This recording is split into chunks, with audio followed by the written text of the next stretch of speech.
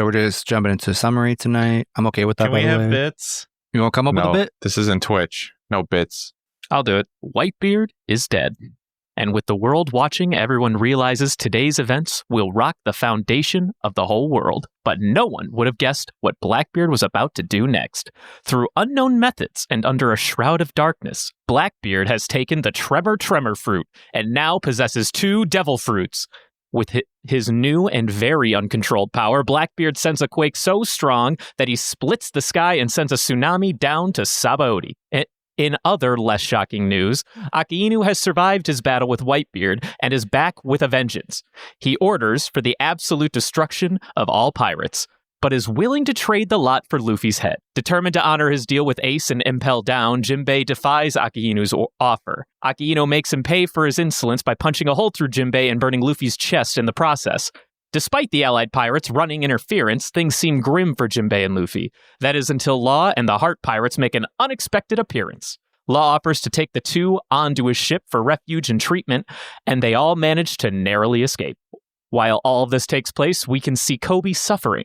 His heart is torn between wanting to be loyal to the Navy cause and recognizing the harm and the ruthlessness of Akainu's orders. Whitebeard is dead, and Ace was essentially executed, so why do we continue to chase fleeting pirates with no urge to fight? Why do we choose to ignore the cries for help from dying Marines who have families in favor of bloodlust? These are the questions that plagued Kobe's mind as one by one he heard one less voice on the battlefield. Unable to handle the trauma any longer, Kobe stands before Akainu and begs for the war to end. Outraged by his insubordination and angered Akainu raises his magma fist, stating he has no need for weaklings. Scared shitless but proud of himself nonetheless, Kobe stands frozen in time, waiting for his end. Just when you thought there couldn't be any more surprises, Shanks arrives, saving Kobe and putting an end to the Paramount War. Well, he hasn't strictly put an end to it yet. He showed up and he was like, all right, guys, we're done here. There's a good chance he will. He said, I'm here to end the war. And that's that. Look, I wouldn't necessarily take it at law just yet. Pun intended. It felt more like the scene for me felt like more like Shanks just walked in and was like, hey, stop it. Stop. No. Bad. We haven't gotten quite there yet, but basically, yeah. Mm-hmm, mm-hmm. Yeah, Shanks just kind of comes out of the woodwork after, and to remind the folks at home, the last time we saw Shanks, or not really saw, we did see him back in, Luffy's backstory, but the last time we heard of Shanks, he was, I guess, facing off with Kaido in the New World, who wanted to, intercept Whitebeard before he made it to Marineford, and the Marines, that was the last intel they had, so I guess at some point, presumably him and Kaido were they just were big chillin', and then he was like, all right, now I'm gonna go to the war. And so here we are. I'm just imagining, I'm kind of tired right now. Do you want to just go to the war now? Yeah, sure.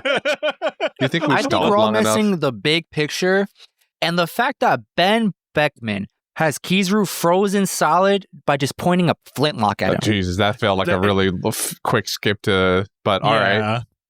Well, because in my head, I feel that's a bigger event. Because I'm like, I agree with you. That is confusing as hell to see. Why is this flintlock special? What's Ben Beckman? What does Kizaru know about Ben Beckman that we don't? That Kizaru's like, yo, if I move, it's over. He didn't even do the kill shot. It's straight up. He doesn't even have a sideways. Joke though. I'm in the same boat as you. But Kizaru is a known jokester, right? What if this is just part of the bit, right? He did kind of say it like that too. He's like, "Oh, Ben Beckman." A part of me does kind of feel like there's a side in him that's like, "Oh, I better not move or I'm gonna get shot." He's winking over to Aokiji on the side. Aokiji's standing there with his arms crossed, like, "Why are you winking at me?"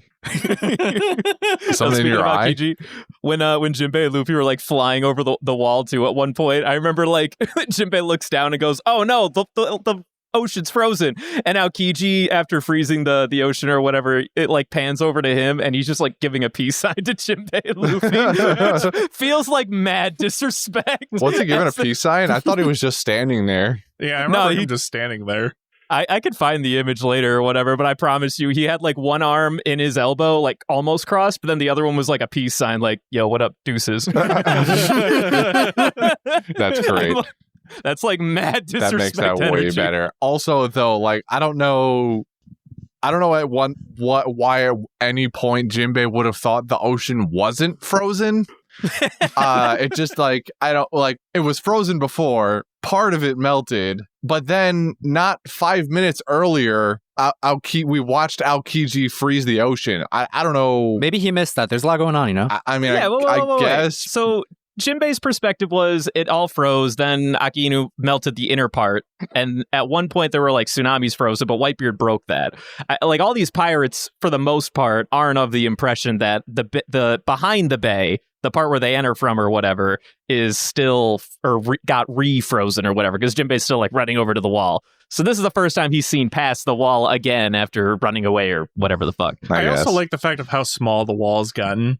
Well, there's the wall that surrounds the inside, and then there's just like the outer layer that they're technically in. Because if you look at the base, how it looks like a crescent moon or whatever, they're inside the crescent running to the edges or whatever. So they're behind the big wall that came up. I'm not saying he don't get hops. Don't get me wrong. We've seen his hops. Like, it's just a lot of it was there, but now it's not really a problem anymore. He's not jumping over the wall that the Navy put up to trap them. This is a different wall entirely.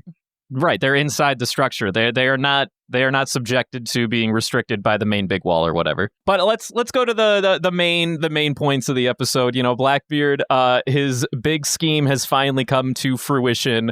Yeah, he stole Whitebeard's devil fruit, and now homie has double fruits. I gotta ask, fruit that was inside of him. I gotta ask, how do you guys think he did it? I just said it.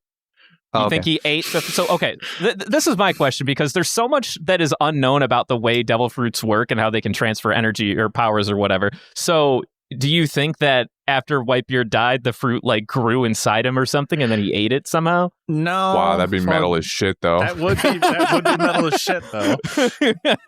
Because there was no additional external, wounds on Whitebeard. My guess is something with the what's it called? The fruit he has, the dark one. Fruit. He was able to reach up inside there, diddle around, and grab the fruit.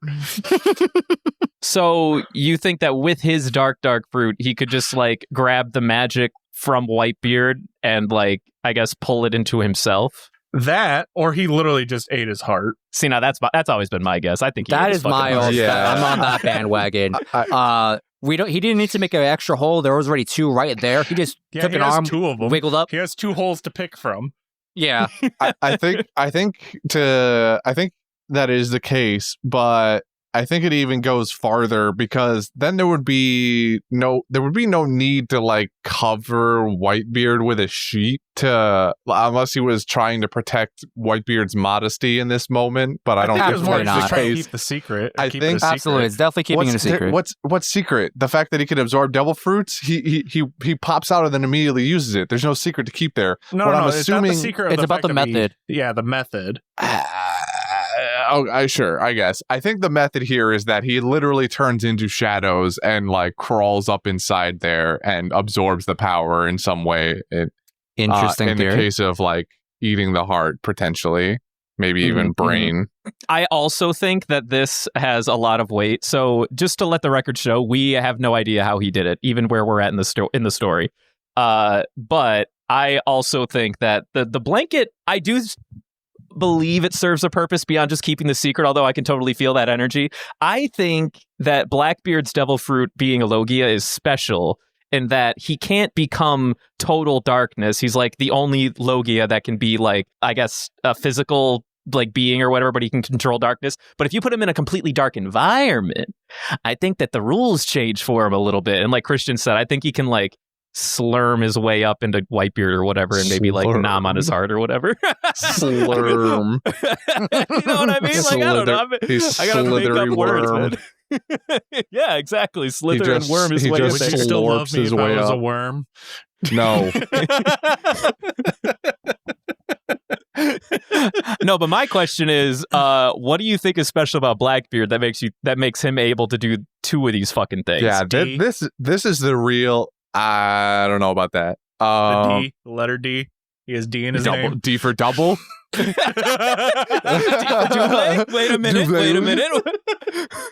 D for deuces. Yeah. Yeah, I don't know. I don't remember exactly. Marco specifically mentions that Blackbeard is special in some way, that like he might even specifically mention bodily structure or structure in some capacity that allows Blackbeard to just be able to handle 2 devil fruits without, I don't know, spontaneously combusting or whatever it is that happens when you try and consume a second devil fruit. Error 404. This is the part where you go like, maybe he has a second heart for some reason. I don't know, but or maybe like he's got maybe he had his other arm is a transplant. He lost his arm in a battle once, and so because the arm isn't his, he can allocate all of the tremor fruit into that arm, and so it's not technically his or some shit like that. So like in his bicep, you just have like a beating heart, so it's only in the one arm that he can do it in. Is that what I'm hearing? Or Sure, no? That's not the case, because we watched him use both arms to do the super tsunami. That's true. Right? Yeah, we did see that. That's true. Take that, atheist. Then I'm gonna default to second heart. Then You know, Christian, I'm glad you said this, because as Brendan said before, we have no idea how Blackbeard did what he did, even up 1,000 episodes later, right? A theory that I've subscribed to is, especially after Marco makes his comment of there's something up with Blackbeard's body. We don't know what, but he's different, right? Built different, literally. Literally built different. What I subscribe to is that Blackbeard has 3 different hearts inside of him. And 3? Because of 3 this, hearts? yes. And the way this theory kind of plays out is 1 heart kind of equals like 1 soul. So each heart is a different soul that can occupy one particular devil fruit. So he has 1 heart for the darkness fruit, now 1 heart for the tremor fruit. The reason I subscribe to the 3 heart rule is, and this can fork into 2 different things. Primarily is that he's going to have 3 different types of devil fruits. He's got a Logia, he now has a Paramecia, he's probably going to get a Zoan. The jury is out on whether or not he currently has it. What I think is a cool theory, I don't know if I believe it, is that he already has a Zoan fruit right now. We just haven't seen it yet. And it's a mythical Zoan for like essentially like a Kraken or like a octopus squid thing, because those animals have multiple hearts, if I'm supposed to be correct to this theory or whatever. Yes. That's what I believe. I think that's really cool. Obviously, we still don't know what's true, what's not. I still think that at some point, regardless what happens, Blackbeard's going to have 3 different devil fruits: Logia, Zoan, Paramecia. I have a feeling it has to do with the will of D, and back to the conspiracy theory of deity and like bloodlines and descendants. That could be true. And genetically different, built different because they're will of D. D for different, after all. Yeah, D for different. I will say as well, the 3 heart rule or theory or whatever also comes into play when you look at his Jolly Roger, which we have seen at this point, where he's got a thing for 3s, where he's got 3 skull on his Jolly Roger, like 3 skull and crossbones. Now he has 2 devil fruit. He just so happens to have 1 Paramecia, 1 Logia. I think by extension, most people assume that he must get a Zoan if he doesn't have one already with that logic, but it's not completely necessarily set in stone yet by any means. He might just be big chillin' with his 2 fruits. I think he'd almost be better with only the 2, but that's just me. I like him with only 2. I think if he had a 3rd one, it kind of complicates his skill set a little too much. So this also begs me to question this. I know you guys had mentioned something about a while ago, like I don't remember if it was Jordy or Justin, but something about Luffy being able to do stuff with fire. He's going to get Ace's fruit, isn't he? Luffy gets Ace's fruit? I will not confirm or deny this information. Well, I plead the 5th, Your Honor. But he's going to do it the natural way. He's not going to eat his heart. But as far as we know, the natural way causes you to die. As far as we are aware, eating 2 devil fruits, you will die. Although Blackbeard is the only character we've seen thus far eating 2. I cannot, he's just in good got conscience, a good metabolism. Well, he hasn't eaten either. To be technical, he hasn't eaten a second devil fruit. But Luffy doesn't then have a second devil fruit. He has a hat that has a devil fruit. Like Mr. I mean, Four by extension, has. he has 2 devil fruits. That would be He's an in awful possession of 2 That would devil be an fruits. awful possession to have the fire fruit. That does sound like a suboptimal. Well, the straw hat would just become ethereal flame, so it would never burn itself, you know? That's a lot of extra steps just to keep a hat. I do like the idea of a fireproof straw hat being like, yeah, I fed it the fire fruit. Now it'll never burn. And it's like, that feels like a very large waste of a very good devil fruit. Because like, it doesn't do anything. Go ahead, sorry. At least the weapons that have been fed fruit so far have been fed animal zoans, Yes, so right. they can at least have sentience of some kind. Like, how does the straw hat activate its fire fruit? It just like sits there and like, I guess maybe Sanji like spices his leg up or something and tries to burn it, and he goes, "Well, look at that! It actually, yeah, it's fireproof." That's its only purpose. I like the idea that Sanji pulls out a ciggy and strikes it on Luffy's flaming straw hat or something, or he puts it in his mouth, leans over to Luffy's head and lights his ciggy and stands Or back tries up. to put his ciggy out on his hat or something. Like, oh wow, it doesn't work. Yeah, that too. I will say though, too, regardless of your opinions on Blackbeard, that was a pretty cool shot of him being yeah, he was cool. Seeing him display his power is cool. I think where most of our gripe comes in is how stupid he is with his original power. Well, here's the thing. We constantly like say that Blackbeard's like really stupid and goofy, right? And like that's part of his MO, or like that's what we're led to believe. This guy's a genius. Like, he has to be, right? I know. I think you're an animal. Genius is an animal. He's opportunist. Genius is taking it way too far. I think Really? he came up with a plan because he has this OP broken devil fruit.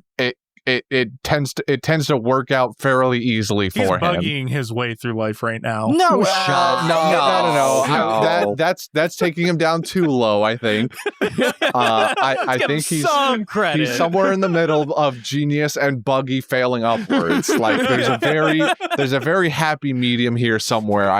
As much as I don't want to give any credit to Blackbeard, he has created a plan and enacted a plan. I wouldn't call him a super genius. It's a fairly straightforward plan. He just kept it under wraps. Like, I think that's where you're attributing his genius to, is because you didn't see it coming. But like, his plan is very straight. It's, get OP Devil Fruit, become Warlord by turning in bad pirate, get access so I can get more crew, kill Whitebeard. Mm-hmm. Whitebeard didn't let him put butter on his pancakes. That's why. We don't know a lot about Blackbeard when he was still with the Whitebeard pirates, but I do think that a part of me is more just kind of like, all right, I'm going to just ride the seas until I find that one fucking devil fruit. When I find that one fruit, the dominoes will fall. Well, then surely your plan doesn't just like at that particular stage that he was at before he found the fruit, doesn't start and more or less end temporarily I have to find the fruit. Surely he's had this mapped out far greater than down the line. I'm not trying to suggest he doesn't have any plan whatsoever. I am simply suggesting that he's definitely a winger, where he's like, all right, I finally have the fruit. Now what? He's get a couple of one step ahead. He's not thinking 12. Yeah, I'm not sure. I'm not convinced. He has key elements that will eventually get to the end of his plan. He has no idea how he'll get to any of them, and then he wings it from there. And it kind of works for him. Nah, I'm convinced this man's 12 steps ahead. He's had this all plotted out somehow. I bet he's really good at improv. Like, he's not. Well, boy, do I have a grab bag for him. Do I have a grab bag for you? No, I think this is actually what makes it kind of fun to compare him to Luffy, because him and Luffy have at least this much in common. Luffy knows at the start of any arc, I'm going to beat the bad guy. We don't know how he's going to get there. We don't know where he's going to go with it, but we know at some point he will fight the big bad guy. Blackbeard, he's the same way. He's like, I'm going to get this devil fruit, and then I'm going to kill Whitebeard and get his. Those steps between are a mystery to everybody. Maybe that's the will of D. their brain cells being distributed across so many characters, and then they're trying to use them, but they're only able to think one step ahead. The D stands for dumb. So they're The D stands for dumb. So what I'm hearing is the D family is part of a long lineage, and somehow across space and time they can share brain cells. Yes, that's what I'm hearing. or they all share all the brain ahead. cells collectively for anyone with D in their initial are derived from the initial person with D in their common ancestor from 800 years ago or whatever it is. Hell, call them data. Data. Every time a new generation comes out with D in their name, they're just dividing the usable brain cells by 2. Yeah. Explains why They get he's dumber. getting dumber. Well, Luffy's getting dumber with time. He hasn't had any progeny yet. With time, his brain cells are gonna get diluted. D stands for dilution. All right, now you've gone too far. We're getting lost. We're definitely getting lost. That's now. crazy, Devin. That's why crazy. they're weak to water. That's what's crazy in this they're all weak to conversation right now. water. I'm all here for tinfoil hat Devin, but this is where we draw the line, Christian. I'm not drawing a line. I just think, as we've been doing, get lost in the sauce a little, as it do sometimes. I mean, unless you guys have anything else to throw into the Blackbeard thing, the last thing I really do like is I didn't write down as my quotes for this week, but it was pretty banger where he was like, in my left hand I can call the void, and in my right I can destroy the heavens itself. What a guy. I think I didn't write this down, but I think I was looking through some of the episodes or whatever earlier today. And I think he mentioned something about like fate has just kind of on his side now. And well, he's always clearly he's always been a large proponent of fate. That's like also part of his gimmick. Yes. When we first met him, I think I also kind of strong-armed that into our minds at the time because I didn't want it to go unknown or whatever at the time. That Blackbeard's motif and the rest of his crew, they all have like a fate energy. The sniper guy was like, it was fated that I would kill this seagull and that you would eat it. And then Blackbeard was like, if you remember, they shot a seagull and it fell on the boat. And then I don't remember that, but that sounds awesome. You don't remember that? It was great because Sanji whipped it up and turned it into a seagull stew or something and garnished it with feather. It's great that you bring that up, actually, because earlier today, a YouTuber I followed did like a whole character analysis on the Blackbeard crew, and he mentioned Von Augur, how Von Augur's design is a reference to a particular type of priest. I don't know like what culture or what he's referencing exactly, but what I remember is that he told me that the particular type of priest Von Augur is inspired by, they could tell like the future or like some type of mysticism by studying the flight pattern of seagulls. And I thought that was really cool. The hell?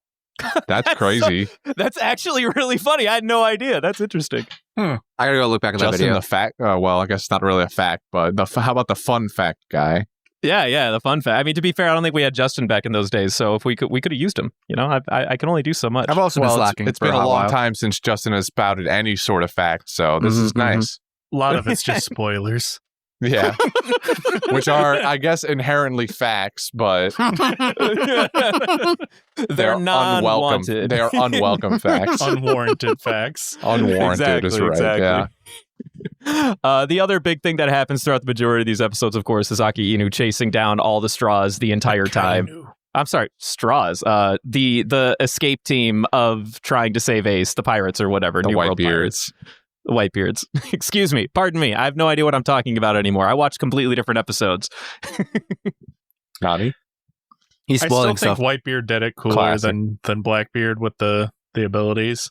Oh, yeah. He's had several decades, probably with this power. I know. It's still cooler. It came off cooler than Blackbeard 'cause, also Blackbeard mentioned just that is broke stuff that was unstable. already broken. Whitebeard broke new stuff.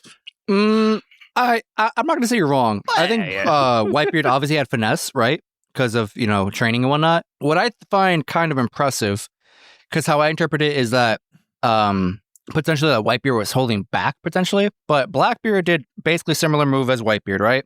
Broke the ocean, messed up Navy HQ even more, but then his effects are splitting the clouds, the sky, right? And then he manages to cause an earthquake significant enough to send a tsunami over to Sabaody, which is, hella far away. We don't know how far, but like far enough, right? So he mentions that he didn't have control of it. And I'm here wondering, is like, Whitebeard was holding back this entire time. Or he was really old. Yeah, I would say it's probably more of an attributed to his oldness and probably Emphysema also does the that to you. yeah, and also the illness. Emphysema. I think the mesothelioma was definitely holding him back there. Yeah, I think a lot of factors combined let Whitebeard not unleash his full potential from when in his prime anyway. The same way he probably couldn't use Conqueror's hockey anymore. Perhaps. Allegedly. Mm-hmm. Speaking of hockey, didn't Kobe just learn hockey right there? It did feel that way, didn't it? That's what I'm saying. It just, I wouldn't say learn. I think it was probably, if anything, it was like dormant in there, and he needed a trigger of some kind. And unfortunately, trauma ended up being his trigger. But it tends to be that way. It does tend to be that way for most anime characters. Man had big Isa energy. She was hearing people die across the whole Sky Island. Yeah, there was definite ice energy in there. But really sad when, unfortunately, the first time you start to hear everyone around you, it's just like, oh no, everyone's dying. Yeah. Imagine it being like in a place where like it's not a scene of trauma where that starts it, but like it's just like a mundane day and you just hear voices. He's like at home making some dinner, popping something in the oven. And then out of nowhere, he just like hears a voice in his head go like, "Hey, honey, I'm home." And you're like, "What the fuck?" Yeah, you just doctor, I think I have schizophrenia. Wait a minute, the doctor's office is 20 minutes down the road. Oh my god. Well, actually, that's a good question. Can he talk to the voices, or can he only listen to them? It sounds like you can only hear them for now. Yeah, okay. I was gonna say, like, he could be like, "Doctor, I think I have schizophrenia." Oh my god, that's how the snail chats work. They're all using hockey to distribute messages to each other. Oh, I thought you were gonna say they all have schizophrenia. Well, they probably have that too.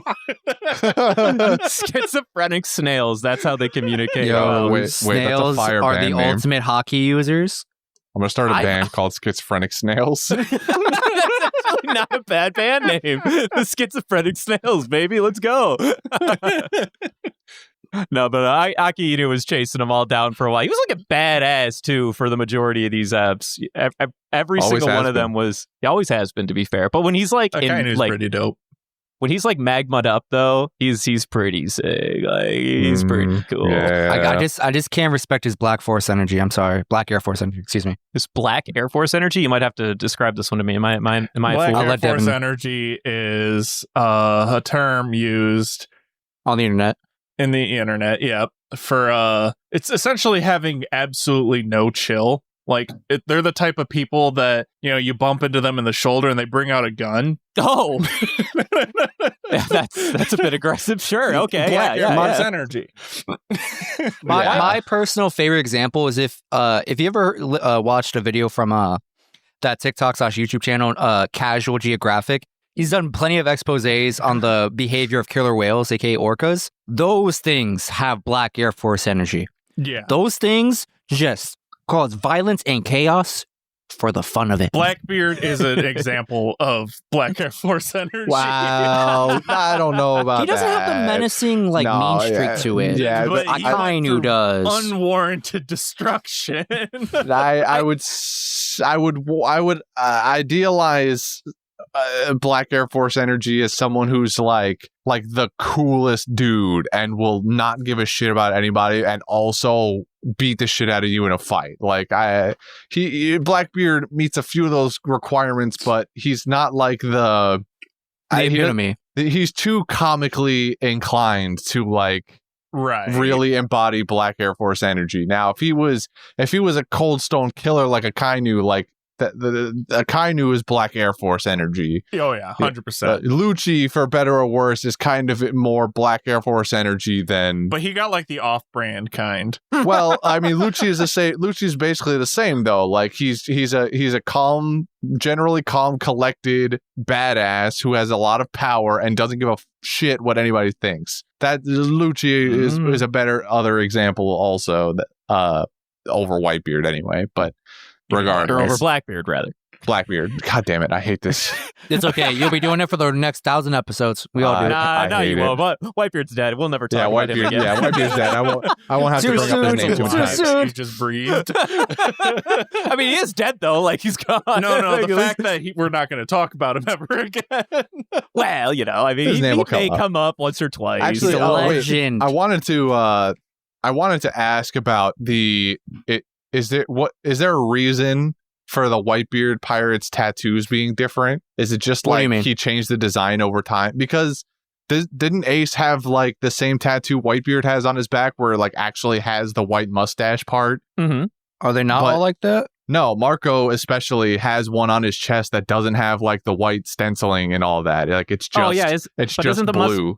It does have it's It just a has blue the mustache, right? but it's all colored blue. Whereas Whitebeard and like Ace have like the actual face, I think, on it, right? Man, I don't know. I don't think any of those guys are like drawing the line of like how you can represent the old man. Like, I bet Ace was like, dude, I want some colored stash. And then Barker was like, my The aesthetic is copy-paste mostly function blue. is not perfect in their universe. Right. I don't know. I just thought maybe there'd be a reason for it. I am also aware, I don't know if it happened in these sets of episodes, but I think particularly last week, there have been numerous continuity errors surrounding like certain art choices, tattoos and stuff like that. I've been noticing this for the last few sets of episodes, not just necessarily in the last one, but I never remember to bring it up. But while I've also brought up the idea of tattoos, Ace is dead now. Mm-hmm. Uh-huh. He's not going to be there to give us any backstory of his own. You don't know that. Shut up. Yeah, you don't know that, dude. He did. Dude, I need you guys to tell me right now. We're not going to tell you. I don't want lies. We're not going to tell you. I can't. He misspelt his name, dude. That's all there is to it. What do you mean? He can't be that stupid. What is the backstory of his tattoo? I need to know. It bothers me immensely. It keeps me up at night. I'll tell you what, I sit in my Christian. bed and I stare up at the ceiling and I wonder what is wrong with Ace. Christian, he I'm went going to to the tell you the tattoo truth. parlor. He said his name was Ace. Who tried to prank him and put ass on his arm instead? Christian, I'm going to tell you the honest truth. Mark, cross my heart, hope to die. You will one day find out the story of that tattoo. I'm not going to tell you if something.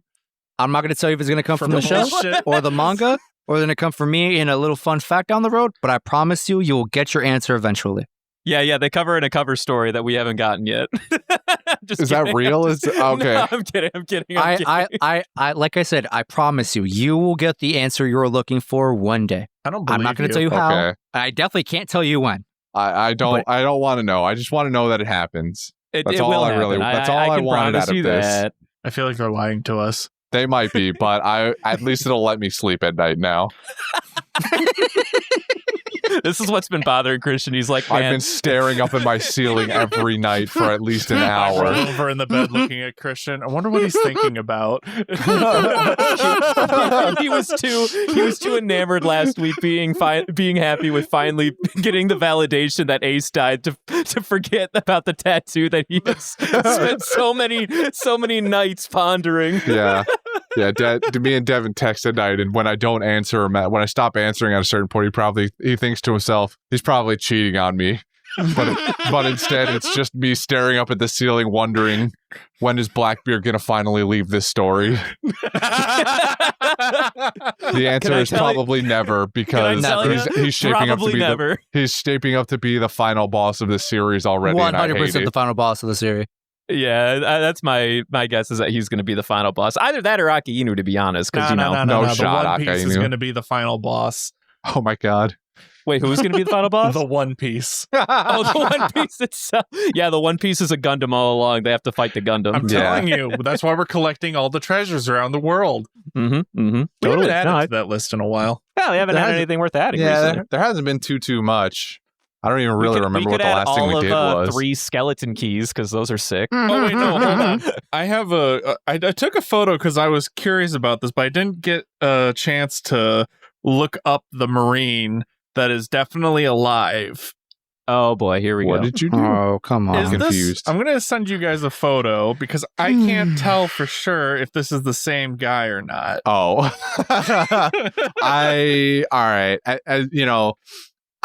whatever you're about to send us, I wouldn't lend too much credence to it because They this all is do gonna, look the same. this is a meta thing for the animators to not shoot themselves over. Yeah.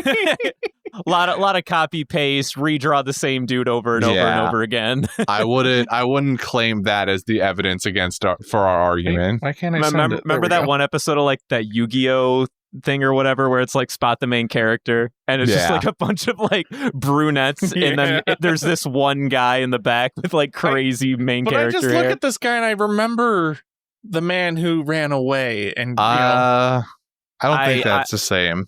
I could not tell you if that is the same guy. I could not tell you. I'm I gonna tell couldn't either, myself for that sure. it is him. He did Okay. survive. Doesn't this guy die like in the instead next of doing frame? that, why don't you go to the episode and look at it so I that don't you feel can like like it. clarify? Well, you get nothing. I definitely don't feel like it. But we need to talk about to do that. what we need to talk about is I don't in the remember same what episode photo. it was. That's the real problem. Otherwise, I would. If we look to the far left of this photo that Devin showed us, the unfortunate perspective of this left-sided Marine's like stubby right arm, Yes. Sure, I guess. it is just like bicep tricep part of the arm, and then just Dude. straight wrist hand. Look There's at no all the forearm. arms. Never freeze One Piece. You will find the most outrageous shit. I told you guys about They're all noodles. we passed the episode on the Foxy arc, or I think the Foxy Redux arc, where they find him again, and there's like two Zoros in the exact same room at the same time in the same panel. Shit's so fucking funny. That one's hilarious. I love that one. I gotta start finding like some like good freeze frame. There was one of like Boa with like Omega wide eye at one point that I'm sure you guys would I remember I paused at one point because there was some really janky Robin animation at some point as well. Back in maybe he was Skypea, but either way. Animation would be like that, though. Animation do be Truly. like that. Never pause anything from Toei though. It's like they're just trying to crank him out, get him out I'm the thinking door. of all the freeze frames I've seen of Dragon Ball Z over the course of the years. My God. Hey, Jordy, you okay over there, buddy? Yeah, you got anything on your mind? Oh, he's gone. All right. Good talk. I tried. Good talk, Jordy. But yeah, I mean, so Akainu. Oh, he also managed to get a hit on our boy Jinbei and Luffy. Poor Luffy got a massive like scar coming out of his chest now. Yikes. And then Jinbei also tanked a shot like through his side. So my question is about the scar. I remember him having a scar on his chest from Crocodile, which, by the way, Crocodile is now confirmed friend. Crocodile do kind of be friend. You know, he's ally. Very he's tentative, temporary ally. But Yeah. he just really wants to give the Marines an L in any way he Absolutely. can. That still means friend. But Enemy of my enemy is my friend. Yeah. But Goals do there's be a bit timeline on that. aligned. Yeah. But anyways, so I remember seeing like, because you can't escape seeing some like art of One Piece in the future of like Luffy having a big scar on his chest. Yeah. Is that from this now, or was that like still like? Because Do you really want the the- chest a lot? Do you really want the answer to that question? Well, like I'm trying to understand. Like he has a hole in his chest now, right? Well, a quote unquote hole. Something on Yeah, his chest. I don't know if the quote-unquote whole. Right. So Jinbei got a hole through his chest, presumably from Yeah, he got Akinu's fisted. attack. But I think the perspective is more like Luffy was like catching like the stray on the edge of the diameter of the magma blast. You know what I'm It saying? felt like you're just kind of getting Well, like burned, I'm like pretty really sure- badly. When I said quote unquote, I mean like it's supposed to be a hole, but it's not a hole. I'm pretty sure Luffy also got It's the same speared hole straight as Ace's through. hole. Yeah, or Whitebeard's. Like they're all the same. Yeah. But Luffy definitely got speared through with the magma. I don't think that's a question there. But there is no like real damaging hole there. This is just what That they've been boggles my mind doing. still. This is My just what man's they've got been like doing some with really Akainu's hot wax power. on his chest right now, essentially. He's Yeah, getting like third-degree burns. the melted man meat just fills the hole in as it Don't say it like exits. that. Melted Don't say it man like meat. that. What in the world? It's like that stuff that's in spam. We need to. Yeah. Melted Right. man meat. Of course. Don't ever say that ever again in my Please. presence. Melted man meat? What's wrong with Size, that? What's wrong please with my melted man meat? I need you to stop. I need- You need to get help. I need now. See, now I need someone to edit that onto a spam No, can. no. Just Stop. Ace's You don't back need or that. Luffy's back. Picture. I hate everything about this right now. I'll get to work on that. But as soon as we're no, No, you won't. Luffy has definitely been shot through the chest with this magma beam, but there is no real hole there. I do believe this is probably the scar we see on Luffy in future everything, basically. Because I don't remember his scar being as prevalent with crocodile, but he was always wearing a shirt anyways, so I will tell you that there was no like lingering scar from Crocodile stabbing him in the chest. Yes. which is That- there- silly, but yes. Yeah, which is very silly, Well, by the you way. Remember that time that they had continuity with Zoro's scar on his ankles, and then they dropped that like a bag of rocks in the next arc? I'm glad you mentioned that because I remember listening to that episode way back when I wasn't on the show yet, and I was like, I don't remember seeing those scars. And I guess it was just I didn't look for them fast enough. I looked for a post continuity, I guess. I don't know. even remember why he got them on in the first place. was now He it tried to saw because him of his way 3. out. Yeah, Mr. 3, when he's encasing them in the wax. He was like, I'm gonna Wow, Christian, it sounds like you might need to do a rewatch. You got a free You're probably right. Yeah.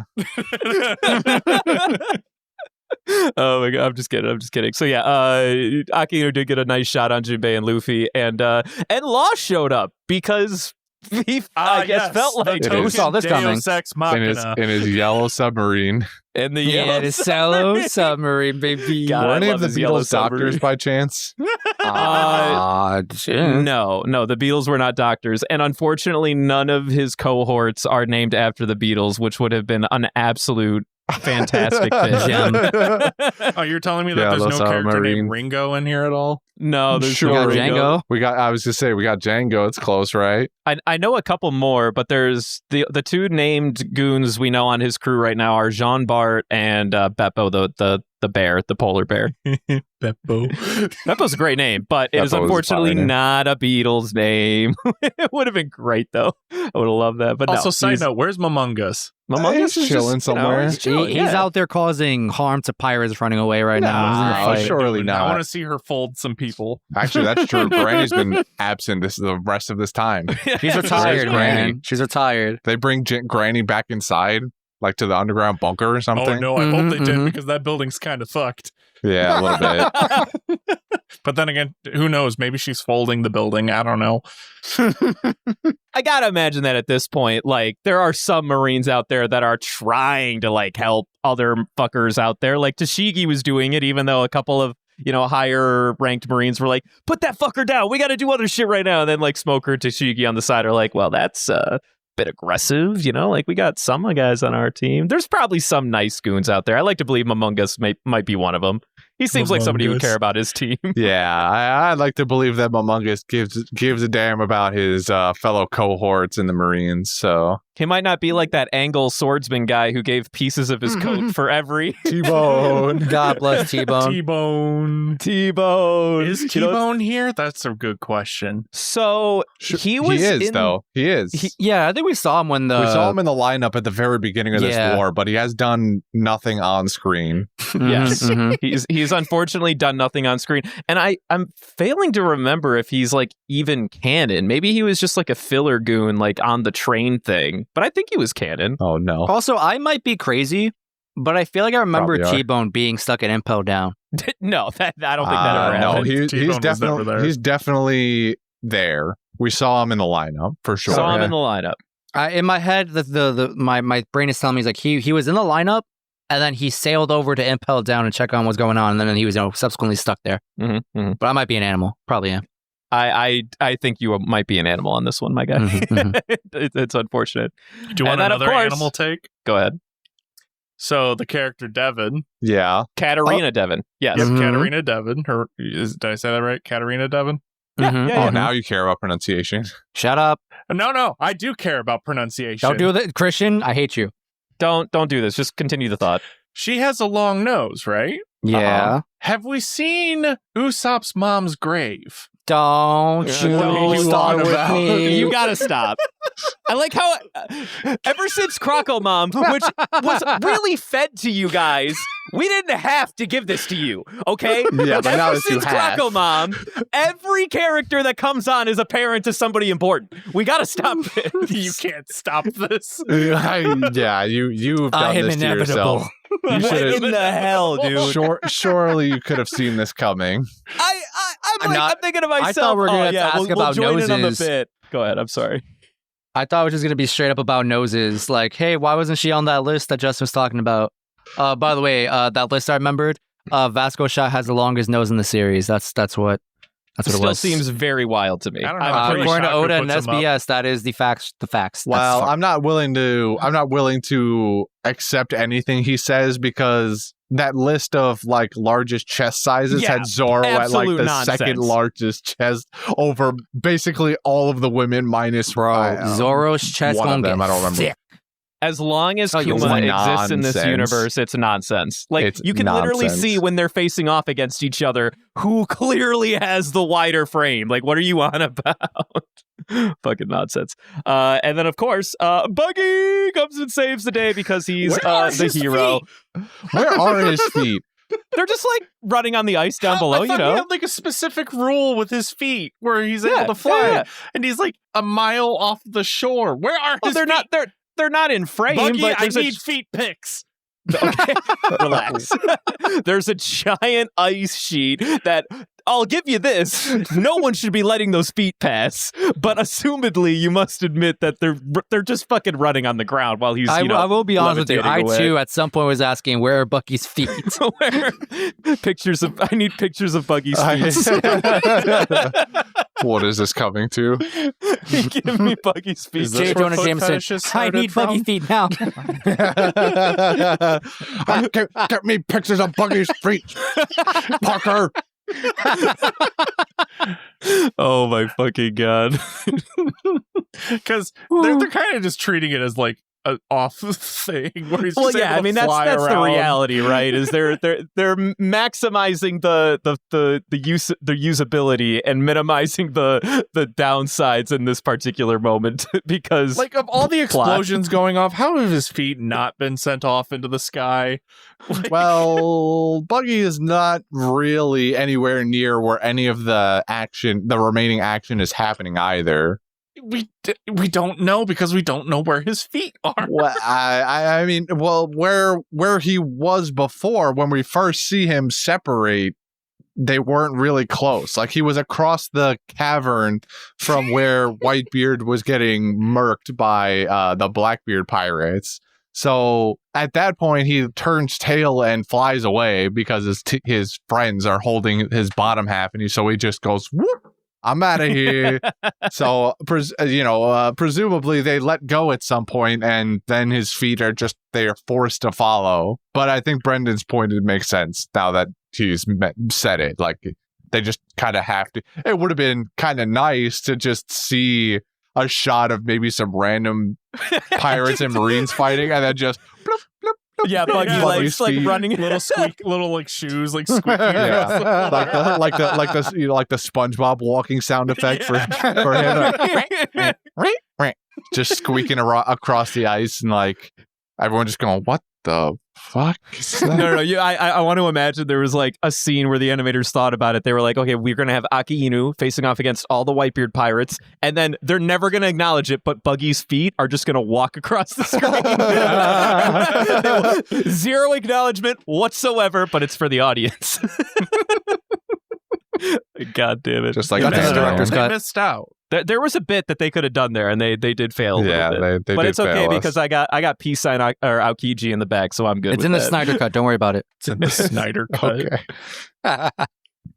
But I don't know. I think we covered mostly everything. Any of you guys got anything else you want to bring to the glossed over table? two things. Oh, we didn't even talk about Kobe. Oh, my bad. Yeah, Go ahead. we didn't have to talk about that, and then we also glossed over the first thing we talked about. But we'll get there. Kobe first. Has Kobe always been spelled with K? Yes. Yeah. In Japanese. I think alright. in actually, hold on. No, it is a K. Relax. I think it's always K, but there are plenty of times where I'll be watching something and they spell it with the C. Would spell Kobe wrong all the time, especially when we add new ones. Yes, I'm quite confident that I have put a C in his name. I'm not going to blame it too much because there are plenty of times I will like read subtitles and whoever is in charge of those, they put it with the C sometimes, and I'm like, that's wrong. I don't know if it's like a regional thing, but like it's definitely meant as Kobe with the K. Okay. Mm-hmm. K-O-B. But yeah, back on Kobe. I think. But way back when I first watched these episodes, these were the episodes where I was like, yo, Kobe, I respect. Yeah. Oh, okay. My man had his principles, and he stood up for those principles and was more or less willing to die for those principles, and I can respect that. I feel I like Kobe here. Oh, go ahead, Devin. I feel like it's more of a result of shell shock than principles currently. I think it could be both. I think you could always maintain the yes. principle of like kind of valuing the preservation of life in general, which I think Kobe kind of holds. I think there's also a little bit of bias of like, bro, why are we chasing pirates who don't even want to fight? That's wrong. But more importantly, our friends, our friendly Marines are begging for help and we're ignoring them. At least that's what I kind of got. I do think that there's a lot of shell shock and a lot of like trauma that's starting to like dwell inside of Kobe that's dictating some of this position. But I feel this would carry less merit if he just went up to Akainu and was like, can we just stop? Like, this sucks, like complaining about it. But he gave very valid points. He was like, listen, our goons are dying. We're doing nothing about it. We literally killed Whitebeard. We killed Ace. We did exactly what we sought out to do. And now we're just on a manhunt for the rest of them because we're blood hungry. Can we just fucking chill? Blood for the blood god. Skulls for the skull throne. That's kind of where Kobe brings me back. And I don't think that his character has gone backwards because of it. Because before he was going to withstand the Marine side because he wanted the resolve to believe in the goals that they sought out to achieve at the time of the war. In his mind, we've achieved those goals and we're not stopping. There's a problem there. We gotta change our tune or whatever. And I can respect that in this particular set of episodes. Oh yeah, I give him respect. Still don't like him, but respect. I didn't know you didn't like him that much. What about you, Christian? I like my man's Kobe. This is an important step in his character. I just want to see the real glow up. This is like the off-brand glow up in my opinion. No, I think this is a Get it? preamble to the glow up. Yeah, this is the prelude. This is where it all starts. Kobe gets now. This actually, when I was first watching these episodes, I was thinking back to a few weeks ago. Actually, I think it was the episode that just came out today from when we were recording this, where we mentioned about how it would take a monumental effort on some event's part to really change Kobe's take on what the Navy offers him. Well, just the part where he's siding with the Navy because of justice and all of that. But something like this is an event that can set off a chain of reactions that causes Kobe to potentially turn tail and run. Do I think he will? Kobe boys. I don't think he will. I think this is a moment that Kobe takes. He counts his blessings that Shanks saved his ass, and then he uses this as fuel to make himself stronger, so that he can never be put in that position ever. So that he can never let himself be put in that position. Not only that, but be in a position to be able to change actively something like that instead of just standing in the way of someone who's stronger than him temporarily anyway. So I like everything that Kobe is doing here. I will say I have a minor gripe here, not with Kobe's character or anything that he says or does. They gave another character in a serious moment a really stupid looking face again. They did. I mean, can I tell you though? They made him look like an Asian guy. Yeah. All right, so you're saying everyone needs to look white then? Are you racist? No, are you racist? Somebody is clearly racist. You're the one who brought race into this. I'm just telling you what they modeled him off of. They modeled him off of a crying Asian man. I don't feel like the general crying Asian man looks like that. Great. This is One Piece where they humongously over exaggerate features, but I don't know. Kobe's face just screams like this doesn't feel like the right choice. I don't know what it was. His mouth was too wide and giant. His eyes were bulging out of his head. I don't know. It felt weird. This is minor gripe. This is the same. Like this falls in the same category I had with the Luffy issue last week. I don't know. I was in the moment, and this is like towards the end of his speech too. Like when he's just normally there crying or whatever, it's fine. But then towards the end of his speech, where he like calls the entire Navy as a whole fools or something like that, he makes this extremely over exaggerated face, and I just think it kind of threw me for a loop for a second. I was like, it like took me out of the moment and was like, he looks really fucking stupid right now. So I'm with you. I don't subscribe to the. It looks weird as a whole, but that's all I got there. It's I like what Kobe's trending towards right now, and I'm curious and excited to kind of see where this ends up taking his character. Kobe's stocks are to the moon, baby.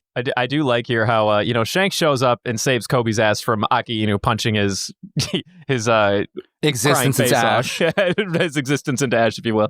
And it's funny that Shanks was the one that originally saved Luffy. Then Luffy became a pirate, saved Kobe, and now Kobe's getting saved by Shanks all over again. Pirate Kobe inbound. It's imminent. Inevitable. Pirate Kobe is not imminent. Absolutely not. That'll never happen. I will not subscribe to that. Nah. We're about to get Straw Hat Part 2. Shanks got one in his back pocket right now. Shanks is taking his shit back. Shanks is about to take his fucking straw hat back. He picks up that straw hat at the end, and he very much looks like he's about to put it on top of his head and like call it a day, bro. I swear. I was waiting about to be like, damn, Luffy, you let me down. Guess I gotta go find another surrogate kid. We got Kobe right here to give this straw hat to. What if Luffy is like the 7th kid he's giving this straw hat to? Was Blackbeard the first one? I don't know. Maybe. Well, yeah, Luffy was the first one. Luffy was the first one where the gimmick went wrong. Like, this is a scam he regularly pulls on 6-year-old kids. He fights a Sea King for the kid and saves them. But this time, the Sea King went a little too far. Like he got too into the act and bit off Shanks's arm. So now Shanks has no choice but to put all his eggs in Luffy basket because he can't afford to lose another leg. The Sea King was a paid actor. Excuse me, arm. Oh, they always have been. Sea King was an inside job. Yeah. Arm gate. My God. Arm gate. Arm gate. Oh no, you got okay. All right. Well, I think we covered pretty much everything. Does anyone else have anything else they want to throw into the mix? I just want to ask these two what they think is going to happen next. Shanks has arrived. What happens now? 2 forces of Black Air Force energy are going to go off. Oh, yeah. I want to say I will say I want them to fight. I'm not expecting to see one in the next set of episodes, though. I'm going to be honest. In a similar vein, during these episodes, while Sengoku is showing off another facet of his Buddha power that is doing basically nothing because Blackbeard has OP Tremor Fruit now, Garp steps in, and you think to yourself, oh, we get to see Garp fight. No, you don't. Yeah. You get nothing. Yeah. They're really making us wait for that, like, plus ultra We're never moment. going to get it. Yeah. It won't happen. We're not going to see Garp do anything. We're moving on at this point. Yeah. It's just one of those things that I just have to accept now that I won't see it. So, but yeah, that's gonna keep you up at night, isn't it? No, I've moved past Garp fight now. Garp fight is over. Shanks. Friendship with Shanks has just I don't have any hope for that either. I don't have any hope for seeing a Shanks fight.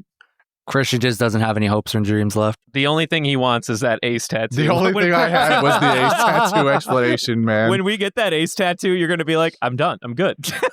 I can. I retire from the show. I die. Thank you forever. I give up on this. It's gonna happen like next set of Thank you episodes. for helping me fulfill my dream. It's gonna happen next set of episodes, and then you guys will never see me again. No, it will be a next set. Come on. It'll be the one after that. No, Because we have to finish up the story of this arc. No. All right. Moving on. There's one more other thing I wanted to talk about, which is when we watch Akainu like holding onto the rock and then start melting the floor under everything. Mm-hmm. Mad Boba Fett vibes. How do you figure? When Boba Fett gets launched into the Sarlacc pit. Oh, okay. Sure. There you go. And he just starts melting through the floor and everything, and that was just funny in my mind. Like I was like, oh, I'm not surprised, but at the same time, All right. Anything else? it's a kind of hacking. Next week, just shut up, Devin. Next week is going to be 489 to 490.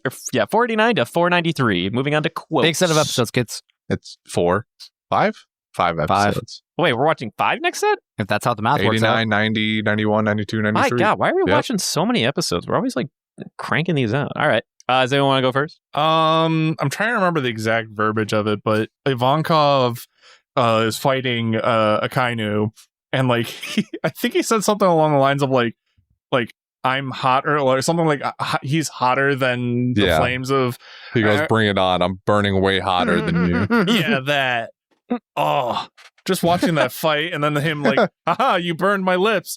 No, you didn't. And then he's like, "Ow, It's my makeup." And It's then he's my like, "Oh no, I'm over-applied still hurt." Still hurting. I like that he pauses in the middle of all that fire too to wait for anybody to recognize his joke, like, which is the bit he's been doing since we met him. But except now everybody's basically dead and there's no one to acknowledge him. Someone acknowledge me, And please. also he's burning. I'm gonna die from lack of attention.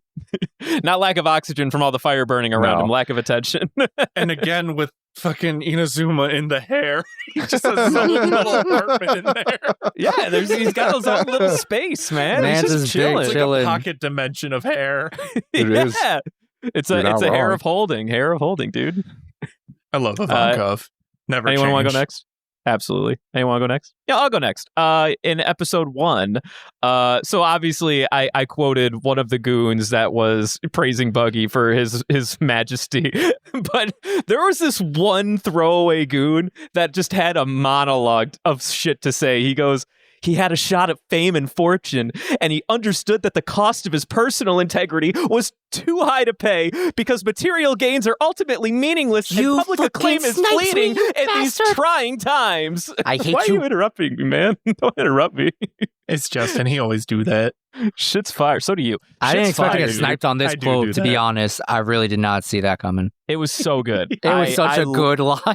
I was rolling. It felt like he wouldn't stop. It felt like he just had more shit to say. He suddenly became the main character. I was concerned if he was going to keep going at a certain point. It was so jarring because like these other goons usually go like, "Oh, Buggy, you've given us a heart again." It's like, "Yeah, we'll never forget you." And then this guy just goes like, "Because material gains are ultimately meaningless and public acclaim is fleeting in these trying times." Fucking Christ. He's got a whole I TED think- talk written out. I think the sub was different because like the sub didn't say anything about material gains, but it was like the morality of it.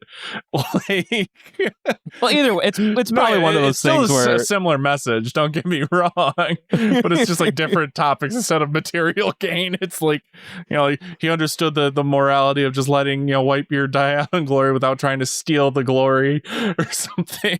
in my mind, I'm just like, go off, King, dude. You speak your truth over there. Facts.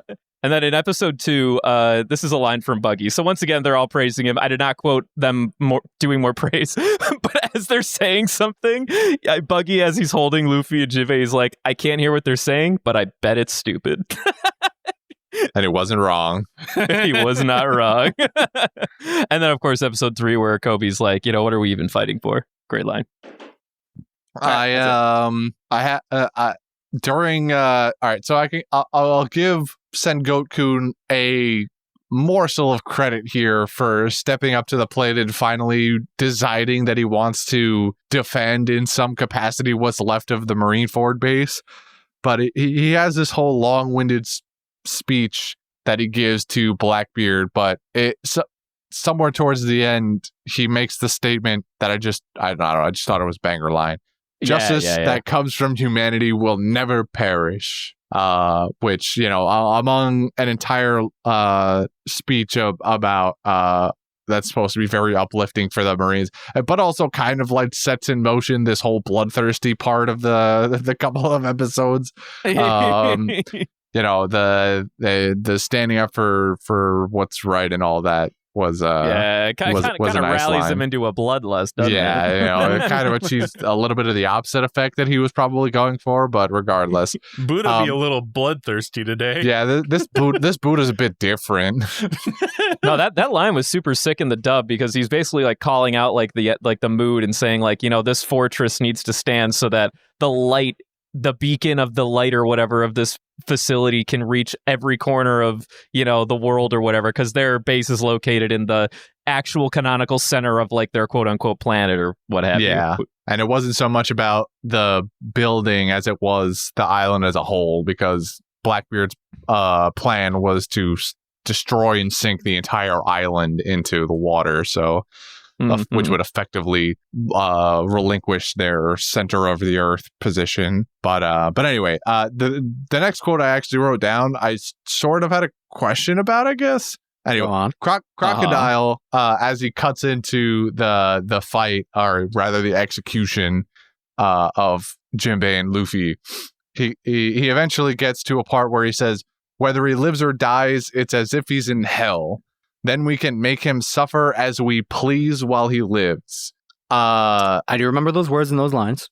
I guess my initial question was like, who's he talking about? I'm assuming it's Luffy that he's referring to, because I was also under the same impression. But he also is like staring Akainu in the face during this. I don't know. So can you describe the scene to me again? I'm sorry, I think I lost you. When Crocodile is the one who cuts into the part where Akainu is about to execute Jinbei and Luffy, right? So then, he says some stuff to Jinbei, or was it Jinbei? I don't know. Jinbei gets out of there.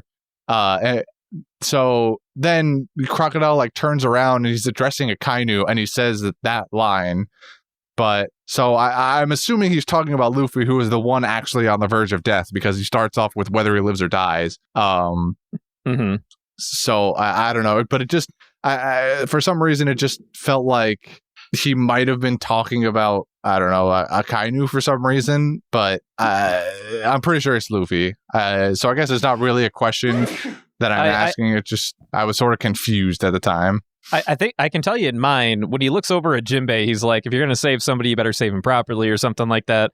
And then he looks back to Akainu and Akainu's like, what the hell are you doing? And then he's just kind of like, I think he just kind of doubled down on his, at least in mine, I don't remember exactly what he said, but I think he just doubled down on, I'm going to make sure you guys take the L on this one in any way we can.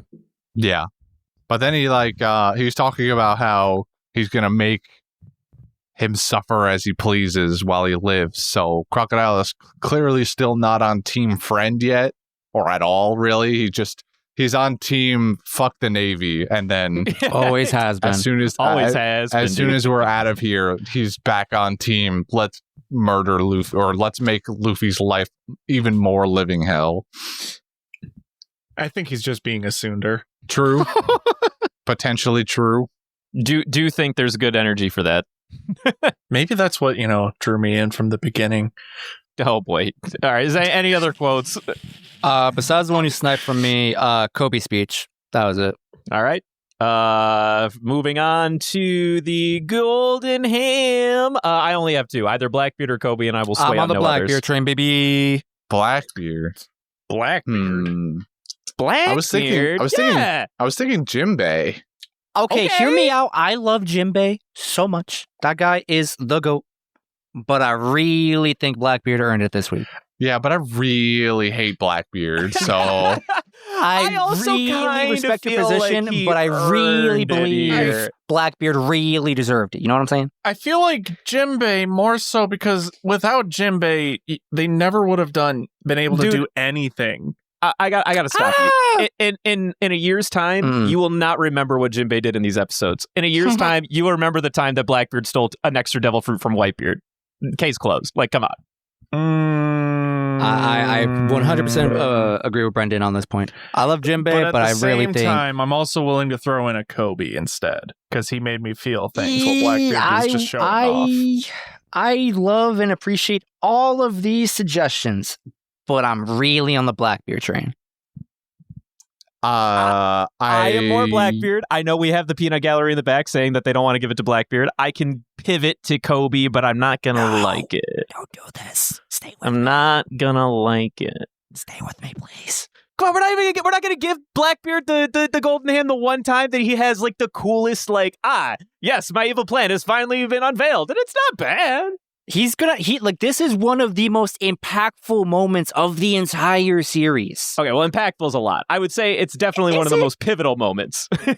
Pivotals for sure. I feel like we're saying the exact same thing here. I don't know. Impactful is depending on your perspective, right? It's whether or not you give a shit that he has an extra devil fruit. But it do be kind of cool, though. I don't know. I don't like explicitly disagree with what you're saying. I just can't bring myself to say the words. Christian, you can do it. Wait, just what? one. Give Bring me it the one. home. Give me Bring one. it home, baby. We will never he's- give it to him again. I promise.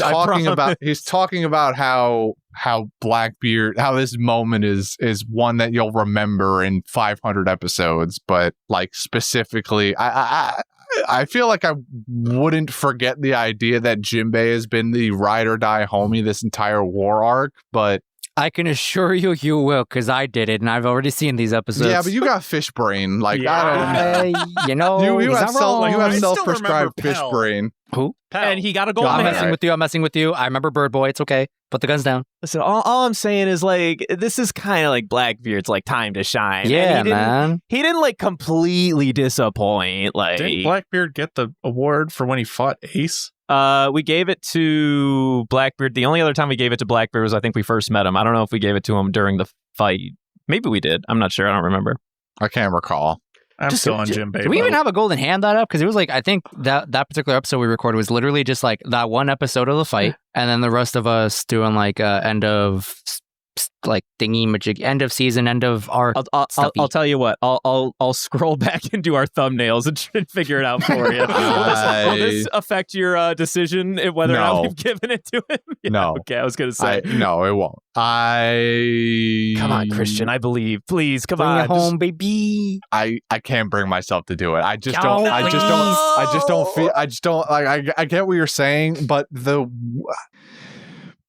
weight of it is you hate him affecting that me. much. You hate him I'm pushing that to the side as much as I can. I'm just not like he stole a devil fruit and that's jarring, but I don't necessarily agree that this becomes like the most or one of the most impactful moments or a extremely pivotal moment. Like, I'm just not seeing it as much. I agree. I feel like the death of I am at a Whitebeard loss overshadows for this. words here.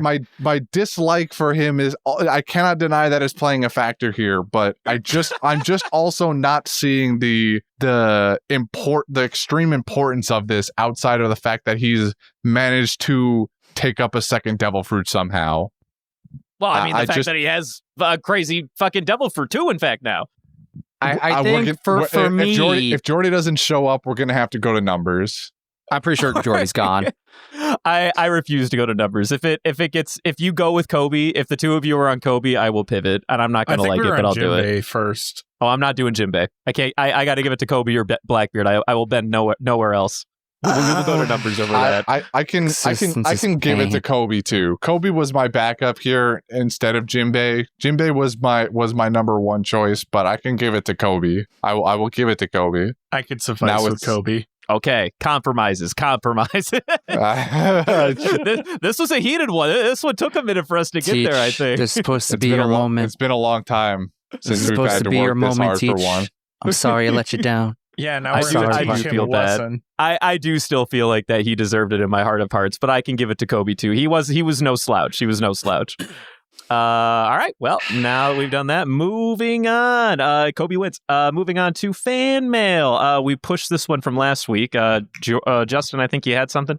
Yes. Listener Michelle wrote to us a couple weeks ago. Sorry it took us so long. She writes, "Thank you for reading my last email on the podcast. I'm officially caught up on all of your episodes now and fully understand the panda sightings canon." Panda sightings canon. Wow. We have a cannon? Nice. Well, if somebody writes a lore book about us one day. The word according to There's Dylan. like an appendix and it has like all the One Pieces, all the golden hands. Actually, yeah, if you have a You list joke- of all of those, joke, can you send but it to us? We forget. I have the list of One Pieces. Don't you worry. We can. Oh, I know no, you do. Shaw, you have everything. You've definitely What do you forgotten. mean? No, he does. No, I literally have it. Yeah. No, I've written every single one We're getting down. lost in the sauce. We need to get back to the question. I'll publish my own book of One Pieces one day when we're finished. Just promise me a Anyway. chapter of the finding of Redfoot's Zeph's pickled Oh leg, yeah, and that's okay. I'll go all the way through our backlog, and maybe I'll even hire a few people to do it for me, so that I don't have to listen to us again. And we'll get the full scoop on every one of them. Don't you worry. Anyway, Okay. finish Michelle's email. I love the discussion about Marines hypothetically eating Straw Hat and Justin's traumatic history with purchasing Yu-Gi-Oh cards. I have two questions for you guys. Number one, which non-Straw Hat character do you want to join the Straw Hat crew? What position would they fill on the ship? Non-straw hat character. I got one. Go on. Ivankov, and he's going to fill in the fashion section. Yeah. Oh. Now we're talking. What if Shit, what if that's such a good Ivankov's answer. I don't even want to answer it anymore myself. what if Ivankov's secretly been doing that anyway? Because they have different wardrobes for all the movies. My God. Well, he's been in prison, so I don't know if he can. Or Well, he's been shipping them out under a pseudonym. Could you guys imagine the drag show we would get between Ivankov and Frankie on the Straw Hat? My God. Our battle will be legendary. I don't even think it'll be a battle. I think it'll be like a brotherhood kinship. Because he wears nothing but underwear. The other guy wears nothing but skimpy clothes. And you don't even know which one I'm talking about. Frankie's a self-ascribed pervert. I have a genuine question about this. Frankie is, a lot of robotic cybernetic parts, right? Yes, Could what would he- Frankie look like Go as a on. girl? Yeah, or I think before that, it's more of a could he? Like, could Ivankov turn Frankie? Or is Frankie just I too want far to gone? imagine that like all of the exoskeleton that's been made permanently robot would like stay like stationary And like just all, his back. yeah, like all the organics would turn. But honestly, this is One Piece, so it would all just turn. Like, come on, Yeah, probably. These are the real questions. Franco mom. like Oda's not gonna give a fuck. He's just gonna be like, listen, I know he's got a robot parts, but no, not They could playing just that make game. a bigger lady. A giant woman. Giant woman. Yeah. Giant woman. He doesn't have to shrink it down. He just has to make it bustier and bigger. I like how it has to be bustier. Why do they have to be busty? Because, come on, it's Oda. It's Oda. Yeah, I mean, okay, now that's fair. Not serious answer, Law. My mostly serious answer, and it's probably due to recency bias, Jinbei. I think Jinbei would be a really cool Straw Hat. And I guess I put him as the helmsman. He's already, piloted the ship that got them there. And I don't think the Straw Hats actually have like an official helmsman. It's just kind of been like Nami and Frankie that It's like operate the whoever's Sunny. standing there at the time. I'm trying Yeah. to remember. Do they even have like a thing to turn the boat? Because I remember before Yeah, it was they just do. a giant stick. No, they have a wheel. Okay, they have a wheel now. I couldn't remember if the new ship had a wheel because I remember the I old one was think. like pull the lever, Kronk, and like that was left. I'm pretty sure they have a wheel. It do have a wheel, yes. Okay, I see it. Who the fuck steers? It's actually usually Frankie, because whenever like they do a coup de burst, it's Nami being like, "Okay, everyone, we're gonna do a coup de burst." Then Frankie's like doing the lever thing at the helm or whatever. Yeah, Huh. I feel like it definitely interchanges between Frankie and Nami most of the time. Nami's kind of just like at the helm when things are kind of just going steady. But the second things she's the kind of Google get Maps. rough. Right. Yes. When things get a little rough on the seas, Frankie's usually manning the helm, I think. I think I want a defected Marine, but I don't know who I would pick. A part of me really thinks that would add an interesting dynamic to the crew. Either Straw Hatifying a defected Marine that like is like super edgy and like I want better justice than what we have. So you're literally describing Smoker. Do you hear yourself? I feel like I would pick Smoker, but I have a problem. Okay.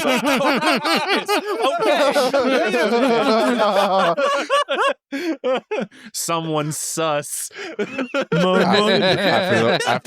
After the way this war is gone, surely he defects. Surely. He defects. Oh shit! I left out Goku as an option. No. Well, Goku can't be tied down. He's a free spirit. Yeah, no, absolutely. Yeah, he can't be like a. Besides, they already have the emergency food. We can't risk having 2 emergency foods on the ship. They don't have any paper on board, so yeah. But I think, I'm gonna go in on, and this isn't a job. I just feel like that would be the quote unquote role, I guess, like political defected Marine on the ship or something like that. That's like what is it you say you do here? I used to be in the Marines.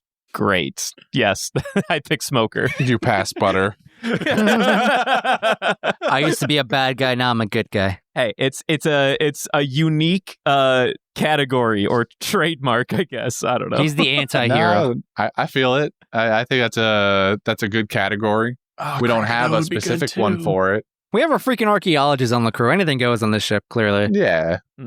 She's just kind of resident smart person. The archaeology part doesn't really play too much of an impact until we talk about poneglyphs. But she does murder people.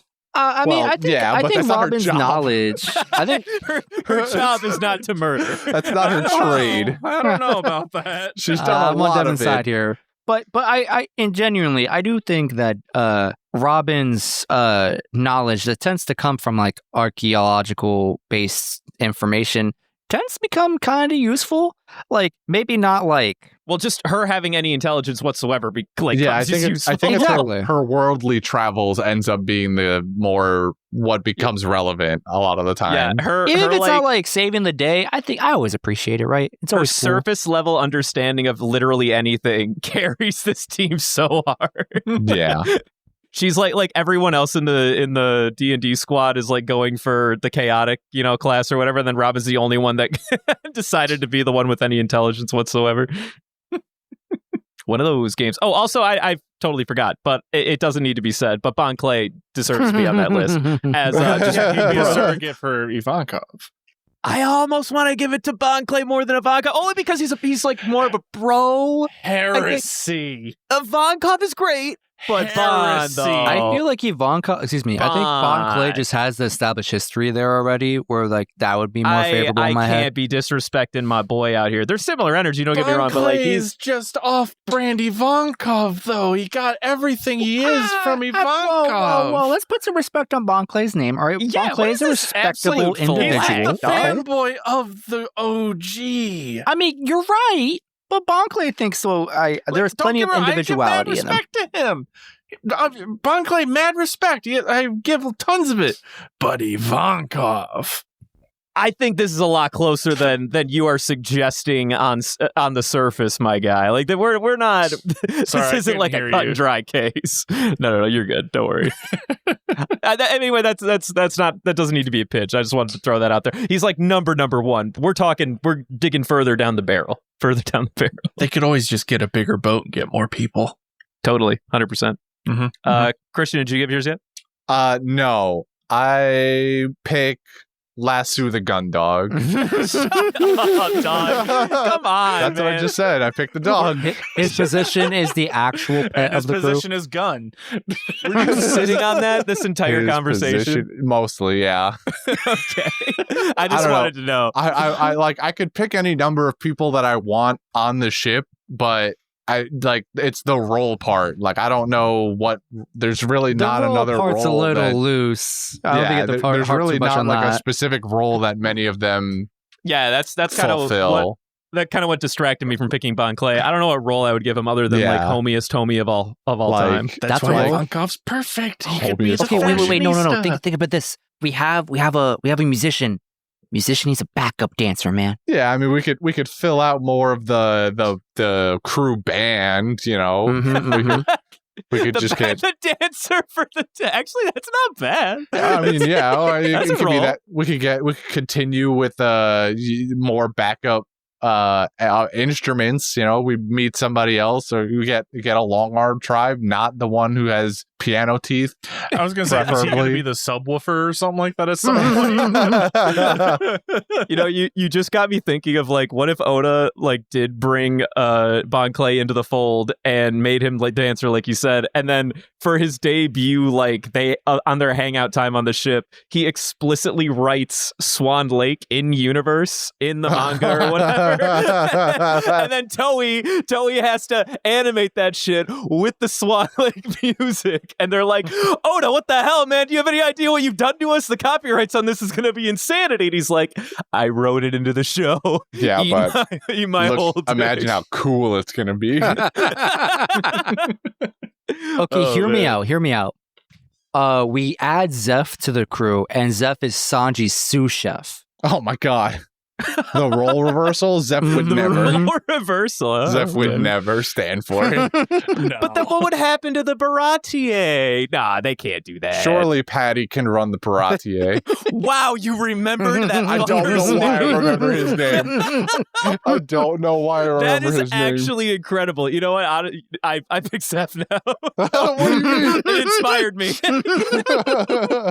Patty's got it all under lock for sure. What is wrong with my brain? That is amazing. You remembered the fucking the anchor arms motherfucker. Popeye looking ass. Patty. Congrats. That's so good. I love this. I think that's all of us, right? Yeah, I think that's all of us. Second question that we may have answered before. Who is everyone's current waifu / best girl? I think we just literally did this. just answered this. Like, Yeah, let's we just just do it did again real quick. I don't Everybody feel like knows we need Jordy's. You know, mine's Boa. Curry Sue from Steins Gate. Mine was Senju Gahara from Monogatari. Yes. I know what yours was, Devin. Do you know what yours was? I remember the face, but I'm trying to remember the name. Okay. All right. Can you name the anime? It what? Can you name the anime you chose? Yeah, it's from Miss Kobayashi's Dragon Maid. That is correct. Oh yeah, the one Halfway with there. slot. Lots of plot. Lukoa. There we go. There he The one with the is. snitties. You can tell this waifu really means a lot to him when he, like, you know. Sorry, I was captivated by my background on my computer, which is just Pochita flying in the air. Oh, that's adorable. So I was distracted, and I was just thinking, that's a waifu. Pochita's not a Please waifu. stop. Calm down. Calm Pochita down. could be. You don't know Please shit. stop. Relax. I need you to not. Yes, please. All right, there you go. Also, hold on. I need to go back. I changed my answer. I love Boa. Recency bias. Orihime Inoue from Bleach. Love her. Love me a girl with red hair. Cool. So you like vanilla. All right, moving on. Don't you like vanilla? New reoccurring thing inside the cast. We're going to be doing our Patreon shout-outs for the 3 highest donators on our Patreon. Darian, that's you, big guy. You know who you are. Thank you. Thank you very much. And next, we're going on to the grab bag. And I have a bag. Can somebody please put their hands in it? I'm not doing this again. I don't trust you. I'll do it. You're going to regret that. Ow! Ow! Fuck! Did you put those fucking scorpions in there again? No, are these all just pens? Yes. Yeah. We got him, boys. We got him. And they were all ink in my clicked out? skin now. Well, I mean, it's okay. I mean, it'll heal eventually. There's not or even whatever. words on them. It just says a pen. It's just Yes. pens. Well, you know, that's because we're going to be doing Christian's created grab bag. Only the last time we did it, which was last week, we did a devil fruit, and we picked items that could go to the devil fruit. This week, Jesus, Thank and you they're for the clicky clicks. tops too. yeah. Do you have any idea how long it took to click them out just so that they could stab you when you reached your Yeah, hand there's like in? 100 pens in there. Yeah, it took me a minute. And they're not cheap but- either. The metal kind too, with the gel tips. Hey, I don't skimp out, dog. Thank you. Thank you for noticing. But This is not a thank you moment. We will be picking a pen for the item that we're going to be doing this week, and we get to give it a devil fruit. The name of the segment is called Vegapunk, by the way. Patent pending. Vegapunk. Yeah, sorry. Unfortunately, my script here only says a pen on it, so I forgot the name of the grab bag. Yeah. The patent is not pending. I filed for it. That is the name. Yeah. I own this. The grab bag is Vegapunked, and we can choose whether we want to pick item for devil fruit or devil fruit for item. And this week So we what picked... would I give a pen? So I feel like it was it on cast when we were discussing the idea that Luffy's hat could get the meta? Was that on this That was episode? literally today. That was like No, I literally know a it's half today, hour ago. but were we recording when we said that? Yes. Okay. I just want to. I forget. I think that sets a precedent that you literally can't pick anything other than a Zoan for an item. Well, I don't believe that for the slightest. I feel all right. So here's what I've got. I don't know if this devil fruit exists or not, but Okay. imagine if you would. Well, I guess no. Imagine if you would a pen that has some form of like, let's say, the wind fruit, like you want, like you personally wanted a while back. Right. You pick up this here pen and you make the clicky click and it shoots out like a highly pressurized air bullet at somebody. What do you use that for? What do you mean? Anything you want. Assassination attempts. It's highly pressurized air and you've got unlimited of it. It doesn't have ammo and it shoots better than a gun. No. Time out. You've inspired me. Okay, so if we're gonna assume that clicking the pen activates any power, please stop. It's not working. Seriously, stop. If we're saying that clicking a pen activates whatever power we give it, I'm gonna pick Kizaru's fruit because that shit would be fire. Yeah, there you go. That's the same idea. You've got a laser pointer that'll actually burn your eyes out. So I got a weird idea then. Okay. Do you remember that movie we watched forever ago that I don't remember the plot of whatsoever, where the guy turns into candy? The guy turns into candy. I don't think I was there for that one. Whatever his fruit was, he was like turned green into apple. green apple you mean the One Jolly Piece Rancher. movie. Yeah. Yeah. Dead End Adventure or whatever. Gotcha. Yeah, whatever that was. That, because then you can make some like really high detailed candy. Like like the penning gel, out the like candy. the gel inside the Okay. pen is candy. Yeah. Gotcha.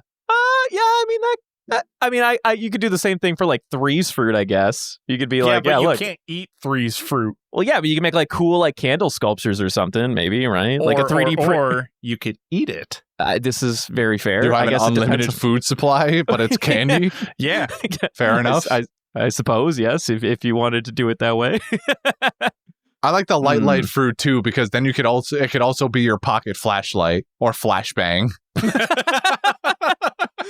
See, but like I feel like in my mind I gotta know like how do we separate the pen from activating the devil fruit? the now instead like clicking shoots a laser beam out the top end, maybe, but twisting activates the flashbang part. Okay, I can see this as a substitute for pulling the pin.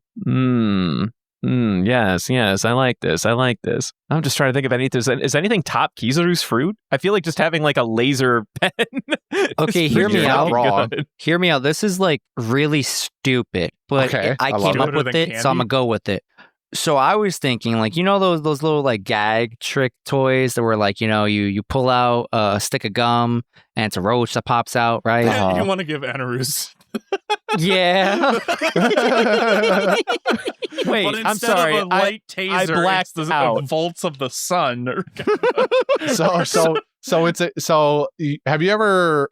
I don't know if this is what he was going for, but has anyone ever had one of those like joke like juicy fruit gum packs where like a piece of the gum, the next piece of gum is sticking out, and they go, here, you want some gum, and then you put your fingers on it, and it shocks you because it's actually just a small capacitor, and putting your fingers on it completes the circuit and shocks you. Nobody's ever you never seen this before? I've seen. I know what you're talking about. I don't think I've seen a shocky gum one. I think I've seen the mousetrap gum one. That's the one I've always seen. Is it's a piece of gum, and you go to pinch it to pull it out of the sleeve, and it shocks you. I mean, I've been shocked from other similar toys, but I think the one I remember for gum was... Except this Now one it's a 10. it's got 10,000 volts. I feel like that's probably bad. That sounds scary. Nah, it's hilarious. It's a prank, bro. It's just a prank, bro. Dead, twitching on the ground, convulsing. Gotcha. Real funny, right? You scamper away happily as this person lies dead on the floor. only electrical impulses coursing through their body. No sign of life otherwise. Who's that like skit creator on YouTube? Is like Joel Havel or something like that? You know what I'm talking about? He usually makes like rotoscoped like cartoon skits a lot of the time, but sometimes he does like live skits. Never heard You of have it. any idea what I'm talking about? No. You lost me on this one. It just feels like something his channel would come up with, where he would be like, yeah, here I got a gag gift, and then it's secretly like planted with 10,000 volts, and then the dude's just convulsing on the front. I feel like this bit's been done, and I'm here for it. Is all I'm saying. I'm sorry. It kind of reminds me of Interesting. Michael Reeves with taser tag. Yeah. God. Even I better. got you a Christmas gift. I bought you a gallon or a ton of oil. Here's a 50-gallon drum of lube. Thank you, Amazon. All right, but before we leave the pen, I feel like I do want to give it a zone of some kind, and I'm trying to think of what would be the best zone for Squid. fun. Well, Hey, yeah. it's on brand. Yeah. Inked. I when you said it, I hated it, but the Plus- more I thought about it, then you can have some weird version where it can extend into 8 different pens or something like that. Like it gets all long and squiggly, and at the They're end, all different colors. It's like that Of each multicolored co- pen. Oh. and then the squid yeah, is it's like a better artist. it's like a better version of that pen every girl had in high school or like middle school that has 8 where different inks. okay, now I kind of like it. Can we give it the That's octopus? genius, so we get Devin. extra. Can we get an extra leg so we do the octopus then? The octopus is going to be the next Banksy. I can see it now. My God, dude, this is good. All right, well, I'm good here. I feel satisfied. We've come up with some baller answers for a pen. Baller answers for ballpoint pens. Heyo! I was Everybody, wondering if round of anyone was gonna be able applause, to bring that everybody. one together. Joke of the week. Congratulations, Justin. Thank you. All right, well, I think that's it. Who's doing the thing? Devin, is that you? Follow us on Instagram and Twitter at Panda Sightings. You can also join our Discord, our community Discord that we have just recently added. You'll be able to find that in the link, I believe. And also, if you do feel like supporting us financially, we do have a Patreon, which I believe is also in our Linktree thing. That is correct. Yep. So I don't know that information personally. I haven't looked at it, but they're there. And we love and appreciate all of you. Yes, just to clarify further, we have a Patreon now, which is more friendly to all of our audience members as far as we can tell. Buy Me a Coffee is no longer a thing. If you have any trouble, please reach out to us. We don't think there is, but, reach out if there is. And if you have any questions, send them to pandasightings@gmail.com. Exactly. Also, we just created this, I think, me and Jordy last night, and it's been active a little bit today, and today would have been 2 weeks ago by the time you hear this. We have a community Discord. This is brand new to me as someone who's an quote-unquote admin, right? And probably to the rest of us. I think it's really cool. It's really nice to see, you talking to other listeners and interacting. I think it's really fun and exciting for me personally as a guy who's like resident sleeper and lurking in chats 90% of the time. I don't get active. But yeah, if you just want a community that you get to interact with, join our community Discord. Link is in the tree. Link is in the bios of our socials and the podcast description in the link tree. You'll find it. You know where to go, kids. Yeah. I feel like you just Luffy'd me. Well, you just expanded on it more, that's all. To be fair, it says right there to let Justin intro the community Discord. So You stole my job this time. How do you feel? yeah, you're the one How does it feel to be in the line, Justin? It's long. I like how he just like takes other people's jobs and then tries to find a way to make it their fault. Anyway, that's it. That's it. Love you guys. I'm going Have to a good go troll on night. the Discord I'm talking now. to the audience, just to be clear, not you four. 3. Mhm, Oh. mhm. I love Wait, you. I'm gonna get to the Discord first. Hold on. How do I tab out? I'm already here. How dare you? I've been here the whole time. I typed Oh. first. I should press. Where's the stop button? Where's the button? Ah.